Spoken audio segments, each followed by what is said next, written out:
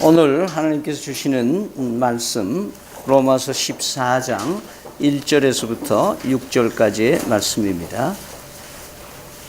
부흥의 물결이 이 땅에 임할 수 있도록 우리의 말씀에 집중할 수 있기를 바랍니다.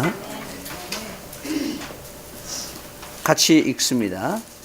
믿음이 연약한 자를 너희가 받되 그의 의견을 비판하지 말라. 어떤 사람은 모든 것을 먹을 만한 믿음이 있고 믿음이 연약한 자는 채소만 먹느니라. 먹는 자는 먹지 않는 자를 업신여기지 말고 먹지 않는 자는 먹는 자를 비판하지 말라. 이는 하나님이 그를 받으셨습니다. 남의 하인을 비판하는 너는 누구냐? 그가 서 있는 것이나 넘어지는 것이나 자기 주인에게 있음에 그가 세움을 받으리니 이는 그를 세우시는 권능이 주께 있음이라.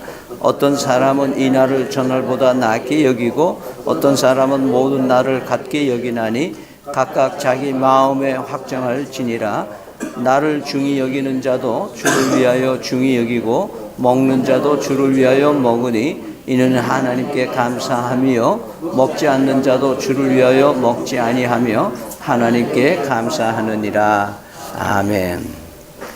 우리는 로마서를 연속해서 상고하면서 13장에서는 이미 국가에 대한 그리스도인들이 어떻게 살아야 되는지, 또 사회생활은 우리가 어떻게 그리스도인이 살아야 되는지, 또 이웃들을 향해서 우리가 어떻게 살아야 되는지를 말씀하시고, 14장에 와서는 교회에서의 성도들의 삶을 어떻게 살아야 되느냐에 대한 이야기들을 전개해 나가고 있습니다.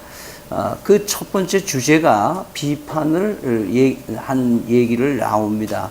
비판이 교회 생활에서 상당히 문제가 되고 있던 것을 보게 되죠.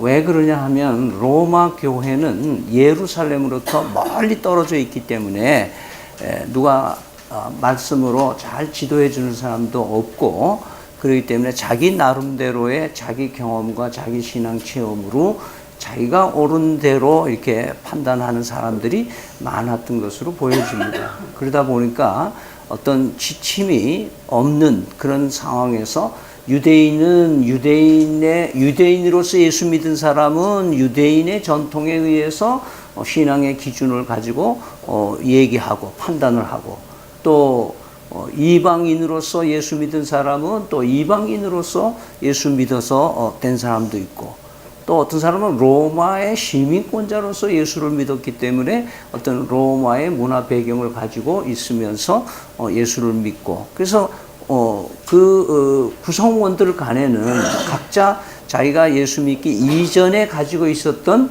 그런 생활 방식, 그런 가치, 그런 것들이 이 교회의 하나의 구성원으로 됐을 때에는 자기 상식 범위 내에서 이것이 옳다 그러다 이렇게 하고 자기가 판단하는 사람들이 많이 있었던 것으로 보여집니다. 그래서 교회 생활에서 가장 핸디캡이 뭐냐, 가장 문제는 뭐냐, 서로 비판하는 거다. 서로 자기 판단이 옳다라고 얘기하니까 저 사람 저래서 되고 저 사람 저래서 안 되고, 저 사람 내 마음에 들고 이 사람 내 마음에 안 들고, 그렇게 서로 편가르기를 하고 자기 생각에 그 기준을 가지고 교회 공동체 생활을 하는 그런 어려움을 가지고 있는 것을 보게 됩니다. 특별히 신약 성경에는 비판이라는 단어가 10번 총 사용되어졌는데요. 그 중에서 5번이 이 바울 사도가 사용을 했습니다. 특별히 5번을 사용하면서 모두가 14장에 비판에 대한 단어를 쓰고 있는 것으로 봐서 오늘 교회 생활에서 가장 문제가 되는 건 뭐냐? 비판하는 거다. 비방하는 거다. 그리고 헐뜯고 험담하는 것이 이 교회가 얼마나 큰 상처가 되고 어렵고, 교회 안에서만 문제되는 것이 아니라 그렇게 서로 물고 찢음으로 인해서 세상을 향해서 전혀 복음이 복음으로 여겨지지 않고 하나님이 되시지 못하는 그런 꼬락서리를 우리가 교회에서 보여주고 있다라고 하는 것을 우리는 묵상을 하면서 이 비판에 대한 얘기를 하고 있습니다. 예수님께서도 이 점에 대해서는 굉장히 강력하게 말씀을 해주셨습니다. 마태복음 7장 1절에서 2절에 보면은 비판을 받지 아니하려거든 비판하지 말라. 너희가 비판하는 그 비판으로 너희가 비판을 받을 것이요 너희가 헤아리는 그 헤아림으로 너희가 헤아림을 받을 것이니라. 비판하는 것은 이 예수님의 그 얘기는 굉장히 실질적으로 얘기하는 거예요. 비판을 하면 그 비판이 삥 돌아서서 뭐예요?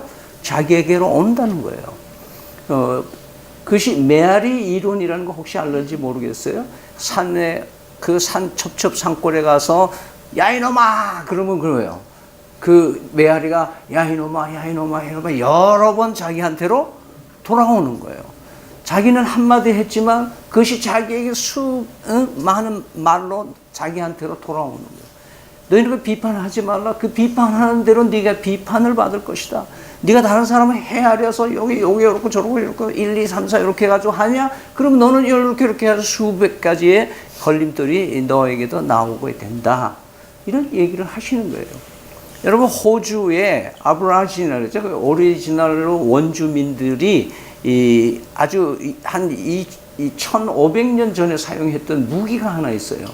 그 아웃백이라고 하는 여러분 이 외식집에 가면은 이렇게 벽에 걸어놓은 기역자로 이렇게 생긴 그런 게 하나 있어요. 그게 부메랑이라고 그래요. 근데 이 부메랑은 던지면 이게 슉 갔다가 뭐예요? 다시 돌아오는 거예요. 그래서 이 부메랑 효과라 그래요. 그래 가지고. 그래서 예수님이 지금 이 말씀하시는 것은 부메랑 효과다. 네가 네 입에서 나쁜 말이 나가냐? 그럼 그것이 반드시 너한테로 다시 돌아온다. 그런 얘기입니다. 그런 의미에서 우리는 지금 남을 비판하는 것이 얼마나 잘못됐다고 하는 걸 얘기를 해요. 탈무드에 보면은 남을 비판하는 것은 살인보다도 나쁘다. 살인은 적어도 한 사람만 죽이지만은 비판하는 네가 죽고 또 비판의 대상이 되는 그 사람이 죽고 또 비판의 소리를 듣는 그 사람도 죽는다. 그래서 비판은 세 사람을 죽이는 살인이다. 그렇게 탈무드는 얘기를 하는 겁니다. 이렇게 젊은 사람들은 이제 악성 댓글에 대한 얘기 많이 알잖아요. 최근에 누가 조사한 거 보니까 35명이 2000년에 들어와서 악플, 그러니까 나쁜 댓글을 보고 자살한 사람들이 35명이나 이렇게 발표를 하더라고요. 그 중에 제일 여러분이 잘 아는 최진실이 같은 사람이 이 악플 때문에 견디지 못하고 우울증으로 해서 자살한 얘기들이 나옵니다. 그만큼 이 나쁜 말 한마디가 악플이라는 이 비판하는 말이 그 사람을 평가하는 말이 험담하는 그 한 말이 사람을 죽이는 거예요. 그러니까 지금 사이버 수사대는 지금 그런 악성 댓글 카더라 뉴스 누가 이렇게 하더라 아니면 말고 이런 얘기들을 많이 SNS에서 얼굴이 없고 자기 이름이 밝히지 않은 상태에서 말하는 사람들이 많음으로 인해서 뭐예요? 정치도 복잡해지고 뭐 교회도 서로 없는 서로 교회도 없는 일을 만들어 가지고 그리고 목사들도 그 없는 일을 만들어 가지고 괴롭히고 물론 사실이 있는 사람도 있지만 이게 지금 이 사회에 이슈가 되고 있는 것, 일반 사회에서도 이 비판에 대한 것은 잘못됐다고 얘기하고 있는데 하물며 우리 교회에 있으냐 이거죠. 따라서 오늘 우리가 하나님께서 말씀하는 것은 비판하지 말라라고 하는 그 주제를 바울 사도로 얘기하면서 오늘 그 주제를 두 가지로 얘기를 하고 있어요. 하나는 먹는 문제를 얘기하고 하나는 절기를 지키는 얘기를 하고 있는 거예요. 이 먹는 문제, 너는 먹어도 괜찮은 음식을 먹는 거에 대해서는 뭐라고 안 그러죠. 그러면 안 먹으면 좋겠다 하는 그런 거를 너가 먹느냐. 그런데 나는 그거를 안 먹어야 된다라고 사람들이 생각하는 그 음식을 나는 먹어도 괜찮다. 내가 내 신앙에 오히려 나는 뭐 그거 먹거나 안 먹거나 나는 내 신앙엔 뭐 관계없다. 그럼 내가 먹는데 뭐 정당한 거 아니냐? 그거 가지고 왜 나한테 시비 거냐? 이런 그 믿음이 강한, 소위 말해서 믿음이 있어서 먹어도 되고 안 먹어도 되고 이런데 자유하는 사람이 있는가 하면, 연약한 사람에게는 저 사람 저걸 먹어? 야, 저 사람이 권사인데, 저 사람이 목사인데, 저 사람이 집사인데, 저런 걸 먹으면 어떡하지? 그리고 그 연약한 사람들, 그 광경을 보거나 그거를 보면은 마음에 시험이 든다 이거예요. 저런 거 안 하는 줄 알았는데 그런 걸 하네? 왜 그렇게 고매하신 분이, 아니, 그런 일을 하면 어떻게 하지? 그래서 연약한 사람들 시험이 들어가지고, 그 다음에는 모처럼 예수를 믿고 교회 생활을 하려고 그러다가 그만 낙심하고 교회를 등지고 배도하는 일들이 생겨난다는 것을 지금 예고하는 거죠. 말하자면 이 당시에 먹는 게 왜 그렇게 중요했느냐? 가장 핵심적인 것은 고기입니다. 유대인의 전통에 의하면은 고기를 먹을 만한 고기는 피를 제거한 상태에 있는 거를 먹어야 제대로 먹는 거예요. 근데 피를 제거하지 않는 고기일 뿐만 아니라 이방 제사에 지냈던, 하나님께 제물로 드렸던 것도 아니고 이방 제사에 드렸던 제물들이 뒷고기라 그럽니까? 뒤에서 그것이 야미로 팔리는 거예요. 그러니까 정식 고기는 비싸니까 어떻게 해요? 싼 고기를 사서 먹는 사람들이 있다는 거죠. 그러니까 어떻게 이방인 제사에 쓰였던 고기를 우리가 값이 싸다고 그걸 먹느냐, 그렇게 시비 걸고 비판하는 사람이 생겨나는 거죠. 그러니까 여기서 지금 우리에게 바울 사도가 얘기하는 의도는, 먹을 수 있어서 먹는 사람이 있고 먹으면 안 되는 사람도 있고, 또 그것을 마음이 약해서 그런 걸 어떻게 먹냐고 얘기하는 사람도 있을 수 있다. 그러니까 네가 먹는 거에 대해서 그래도 네가 비방거리를 만들지 말아야 되지 않겠냐 하는 얘기들을 끄집어내려고 하는 얘기인 겁니다. 그래서 먹는 문제. 두 번째는 절기 문제입니다. 절기는 주일을, 가장 쉬운 것은 이제 주일을 지키는 문제입니다.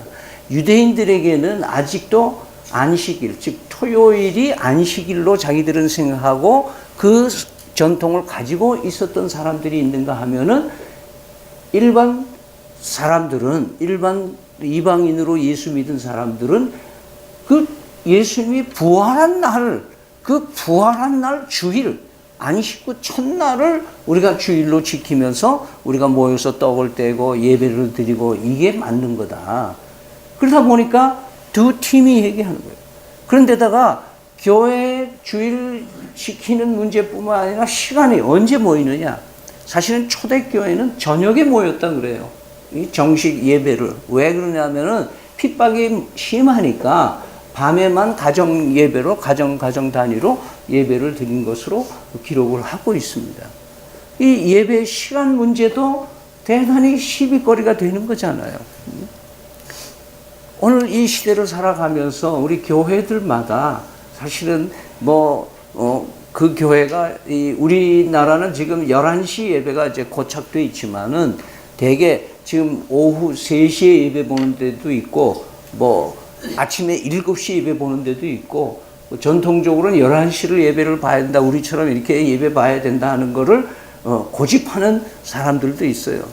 제가 한 4년 전에 미국을 갔더니 여름에 한번 갔어요. 제가 겨울에 주로 많이 갔는데 여름에 한번 갔는데, 그 지역에 있는 그 미국인 교회 제법 사이즈가 괜찮더라고요. 그래서 거기 예배 보러 갔더니 앞에 뭐라고 써냐면은 이 시즌, this season, 오늘 이 여름 휴가 기간에는 오후 5시에 예배를 본다는 거예요. 그러니까 낮에 11시에 갔는데 예배를 안 보고 오후 5시에 예배를 보는데, 그래서 다시 갔더니 전부 이 반바지에 전부 주말에 어디 갔다가 5시에, 왜냐면 아침에 11시 보면은 빨리 휴가 갔다가 빨리 와야 되니까 그렇게 오후 5시 예배 보는 데도 있더라고요. 그러니까 이것은 뭘 얘기를 하냐고 하냐면은, 이건 다시 보면 안 된다 하는 사람이 있고, 꼭 11시에만 봐야 된다는 사람이 있지만, 어떤 사람은 뭐예요? 그럼 뭐, 다시 해봐야 돼. 왜냐하면 성경에는 몇 시에 예배 보라는 지침은 없잖아요.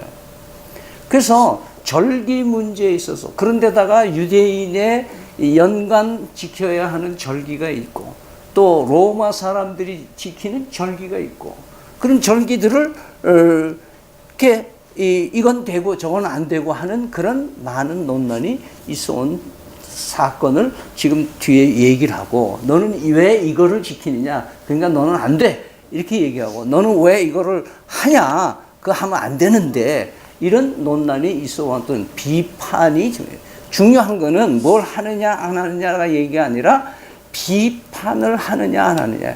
그 비판을 통해서 사람들이 아주 망가지고, 비판을 통해서 비난함으로 인해서 교회가 망가진다는 것을 얘기하고 있는 것이죠. 오늘 우리가 서로 비판하고 험담하는 것은 이 남을 배려하지 못하는 사랑의 결핍 문제를 들고 있는 거예요. 그래서 우리 비판하는 것은 사랑을 배제한 상태가 돼서 그런 거죠. 그래서 우리가 비판하는 것은 내 내면 속에 뭐 어떤 마음이 있나 하면은, 저 사람은 돼, 저 사람은 안 돼. 요즘에 그 정치 얘기하면은 서로 그 생각들이 지금 이 양대 진영으로 이제 점점 더 고착되는 것 같은 느낌이 들잖아요.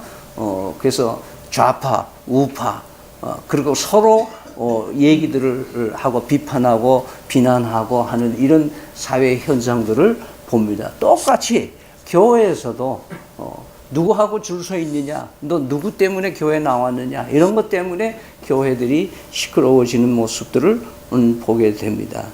무슨 얘기냐 하면, 나는 정당한데 이 정당하게 하는 내 행동이 다른 사람에게, 연약한 사람들에게 나쁜 영향을 준다면 뭐예요? 그를 금하고 절제하고 내가 좀 자제하라는 걸 말하는 거예요. 왜 그러냐?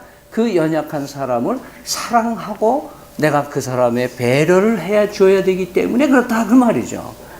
그냥 막무가내로 나는 괜찮은데 하고 살아가는 것은, 이것은 그리스도인이 누리는 참 자유가 아니라 이거는 방종이나 마찬가지다. 나는 내 신앙 지킬 수 있지만 내 신앙의 방종함 때문에 다른 사람이 신앙이 망가진다면 그 죄는 네가 다 뒤집어 쓰는 거다. 그러니까 그런 비판에 대한 얘기를 우리에게 말씀합니다. 우리 내면의 심리적으로 다른 사람을 비판함으로 인해서 내가 얼마나 옳은가를 얘기하려고 하는 그 속내가 우리에게 더 많이 있어요. 그렇잖아요? 우리가 보면 이 사람이 이래서 틀렸어, 저 사람 저래서 틀렸어, 다 틀렸다 그러면 나중엔 뭐예요? 나만 옳다라는 거를 내보내려고 하는 거예요. 우리 사회의 많은 그 인사들 가운데에 다른 사람이 하면 꼭 안 된다 그래요. 그 내로남불 뭐 그런 얘기 있잖아요. 내가 하면 로맨스고 다른 사람이 하면 불륜이다. 그런 얘기 하는 거예요. 그러니까 모든 비판하는 사람의 내면은 나는 옳다. 근데 너는 틀리다. 이것을 다른 사람에게 내보이려고 하는 그런 심보들이 우리에게 있다는 것을 얘기를 하고 있습니다. 여기에 가장 핵심적인 것들로 우리는 어떻게 그러면 이 비판을 받지 말도록 살아야 되는가 하는 거예요. 이 골로새서 2장 16절에 그러므로 먹고 마시는 것과 절기와 초하루나 안식일을 이유로 누구든지 너희를 비판하지 못하게 하라. 그 말은 비판받은 짓을 하지 말라. 이것이 성도들이 바람직한 교회 생활이다 이거예요. 괜히 빌미를 주지 말라 이거예요. 아까 서두에 얘기했지만 조그만 수도관에 감아놓은 약 10cm의 이 터진 부분들이 결국은 아무리 감싸고 아무리 철저하게 동파를 막는다고 해도 그 10cm 이 벌어진 것이 결국은 동파되고 마는 것처럼 우리는 우리 신앙생활을 하면서 뭔가 내 마음에 한 가지 조그마한 틈새가 있다고 하는 것은 나도 죽이고 다른 사람도 죽일 수 있다는 것을 말씀하고 있습니다. 자, 그러면 이 비판의 문제를 어떻게 해결하느냐? 왜냐하면 우리는 이 죄성을 가지고 있기 때문에 누가 가르쳐 줘서가 아니라 자동적으로 뭐예요? 비판 의식을 가지고 살아요. 내 속 딱 보면 이 사람이 이 사람 관상이 이렇고 이런 사람 만나니까 이렇더라고 내 나름대로 사람을 딱 보면 뭐예요? 딱 뭐가 정리가 돼. 정리가 돼. 그래서 나이가 들면 들수록 뭐예요? 여기 심해져. 그게 고착이 돼. 그래서 그런 누구나 다 웰컴하는 그런 마음이 없어요. 어린아이들은 뭐예요? 예수님이 어린아이와 같이 되라 그런 건 뭐예요? 어린아이들은 물론 성질이 좀 나쁜 애들도 있지만 되게 어른들이 이렇게 안으면 뭐예요? 어떤 아이들은 순둥이 같은 애들은 뭐예요? 이 어른이 안아줘도 저 어른이 앉아줘도 그저 안기는데 문제가 없어요. 근데 조금 좀 크면 어떻게 해요? 소위 낯가리기 시작하는 거예요. 자기가 딱 인상 보고 이 사람은 안 되겠다 그러면 그 사람한테 죽어도 안 가. 아무리 친할아버지라도 싫은 건 싫은 거예요. 이런 것이 우리 죄성이 있다는 거예요. 그러면 이거를 어떻게 해결하느냐 이거예요. 어떻게. 목사님 그거 하지 말라 그러긴 하는데 비판이 나쁘다 그러는데 비판 안 해야 되겠는데 비판이 되는 걸 어떡합니까? 이런 질문을 한번 해볼 수 있잖아요. 오늘 거기에 답을 주시는 거예요. 여러분 오늘 말씀에 보면은 하나님께서 뭐요? 용납하시고 받아들였으면 하나님께서 용서하시고 하나님께서 오케이 한 사람들을 너희가 너희 마음대로 비판하지 말라. 그렇게 얘기를 하는 거예요. 하나님이 나 같은 죄인을 사랑하셔서 그 외아들 예수 그리스도에게 모든 죄와 허물을 이 비판하고 남을 아프게 하고 힘들게 했던 요 못된 성깔들, 이 심보들을 다 예수님이 다 뒤집어 쓰시고 십자가에서 못 박혀 피 흘려 죽으시고 3일 만에 다시 살아나셔서 나 같은 죄인, 나도 용서를 못하는 나 같은 놈을 하나님은 용서하시고 나를 자녀로 받아주셨다 이 말이에요. 하나님이 나를 받아주셨다면 저 사람도 하나님이 받아주셨고 저 사람도 하나님이 받아주실 사람 아니냐 이거예요. 근데 왜 나는 그 사람을 받지 못하느냐, 그 사람을 용납하거나 용서하지 못하느냐 이거예요. 지난주에도 그런 말씀 했잖아요. 10,000달란트 빚진 사람이 100달란트 빚진 사람한테 가서 멱살을 잡고 너 왜 빚을 안 갚냐고 하는 것처럼 우리가 산다는 거죠. 우리는 하나님의 생이 정말 하나님의 사랑, 나 같은 죄인을 살려주신 그리스도의 은혜, 하나님께서 나같이 더럽고 추한 냄새나는 탕자의 돼지우리에서 살던 나 같은 사람을 자신의 거룩한 가슴으로 안아주시는 그 하나님의 사랑을 더 입고 산다 이 말이에요. 내가 하나님의 은혜로 이렇게 대접받고 살아간다면 왜 내가 다른 사람을 대접하며 살지 못하느냐 이거예요. 이것이 그리스도의 핵심적인 십자가를 통하지 않고는, 용서의 관문을 통하지 않고는 비판의 문제를 해결할 수 없다는 거예요. 내가 아무리 노력하고 수양을 쌓아도 비판 의식에서 벗어나지는 못하지만 우리가 예수 그리스도의 보혈의 은총을 입으면 하나님 아버지의 사랑이, 그리스도의 은혜가, 성령의 충만하신 우리 속에 임하고 됨으로 인해서 누구하고도 격이 없이 인간관계를 가질 수 있고 어떠한 모진 스토리를 가진 사람도 내가 친구로 삼을 수 있는 그런 넉넉한 마음을 하나님이 덧대어 주시는 줄 믿으시길 바랍니다. 이 비판의 문제는 사랑의 문제예요. 사랑의 문제. 사랑의 문제예요. 여러분, 이 누가복음 6장 37절에 비판하지 말라. 그리하면 너희가 비판을 받지 않을 것이요. 정죄하지 말라. 그리하면 너희가 정죄를 받지 않을 것이요. 용서하라. 그리하면 너희가 용서를 받을 것이요. 또 다른 부메랑처럼 새로운 부메랑으로 내가 사랑하고 베풀면 사랑하고 베푸는 그 베품으로 내가 또한 대접받는 그런 사람으로 된다는 거예요. 내가 왜 왕따 당하느냐 하는 거는 내가 자꾸 냉철한 판단으로 다른 사람들을 비판하고 정죄하기 때문에 나는 외톨이가 되는 거예요. 우리 인생을 살아가면서 하나님께서는 오늘 우리 죄를 용서해 주시는 용서의 하나님을 체험하지 않고는 이 비판의 문제, 성도의 교제는 되지 않는다고 말씀하고 있습니다. 주기도문에 그런 말씀 하시잖아요. 우리가 우리에게 어떻게 해요? 죄 지은 자를 사하여 준 것처럼 우리 죄를 사하여 주시옵소서. 나는 평생 그 사람 죄를 꽁하게 나한테 저렇게 했지, 나를 아프게 했지, 내 거 손에 끼쳤지, 나는 내 속에 그냥 가시 같은 거를 그냥 가지고 있으면 한 번도 그 사람을 품어보지 못하고 살아가는 그런 부부, 그런 가족 관계, 그런 내 직장의 삶을 산다는 것은 이것은 대단히 하나님의 십자가의 이 은총을 아주 막 버리는, 아주 이 손상시키는, 하나님의 복음을 아주 축소시키고 무효화시키려고 하는 잘못된 그리스도인의 삶이라는 것을 말씀하고 있습니다. 오늘 하나님은 우리의 비판을 넘어서 사랑의 관계로 가려면 십자가 용서를 확신해야 된다.